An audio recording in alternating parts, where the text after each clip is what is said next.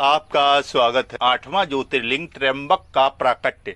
गौतम ऋषि को गौ हत्या दोष के उपरांत पत्नी सहित गौतम ऋषि के आराधना करने पर संतुष्ट हुए भगवान शिव वहां शिवा और प्रमथ गणों के साथ वहां प्रकट हो गए। कृपानिधि शंकर ने कहा, महामुने, मैं तुम्हारी उत्तम भक्ति से बहुत प्रसन्न हूँ, तुम कोई वर मांगो।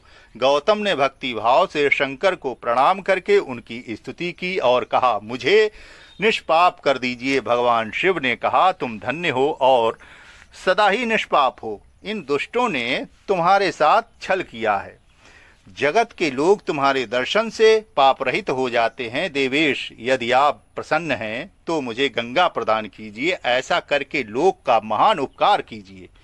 तदंतर शिव ने गंगा से कहा, देवी, तुम मुनि को पवित्र करो और तुरंत वापस न जाकर वैवस्वत मनु के 28वें कलयुग तक यहीं रहो।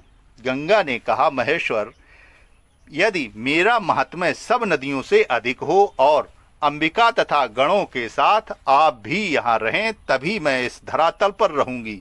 शिव बोले, मैं तुम्हारे कथना अनुसार यहीं स्थित रहूंगा, तुम भी स्थित हो। देवता बोले, देवेश्वर, यदि आप संतुष्ट हैं और गंगा आप भी प्रसन्न हैं तो हमारा तथा मनुष्यों का प्रिय करने के लिए आप दोनों यहाँ निवास करें।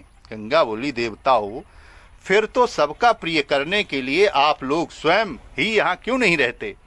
सब देवताओं ने कहा, गंगे, बृहस्पति जी जब सिंह राशि पर स्थित होंगे तब हम सब लोग यहाँ आया करेंगे, तुम्हारे जल में स्नान करके और तुम्हारी आज्ञा लेकर अपने स्थान को लौटेंगे। इस प्रकार उन देवताओं तथा महर्षि गौतम के प्रार्थना करने पर भगवान शंकर और सरिताओं में श्रेष्ठ गंगा दोनों वहां स्थित हो गए। वहां की गंगा गौतमी गोदावरी के नाम से विख्यात हुई और भगवान शिव ज्योतिर्लिंग त्र्यंबक कहलाता है। जो यह ज्योतिर्लिंग महान पताकों का नाश करने वाला है। गौतम के द्वारा पूजित त्र्यंबक नामक ज्योतिर्लिंग इस लोक में समस्त अभिष्टों को देने वाला तथा परलोक में उत्तम मोक्ष प्रदान करने वाला है। बहुत बहुत धन्यवाद।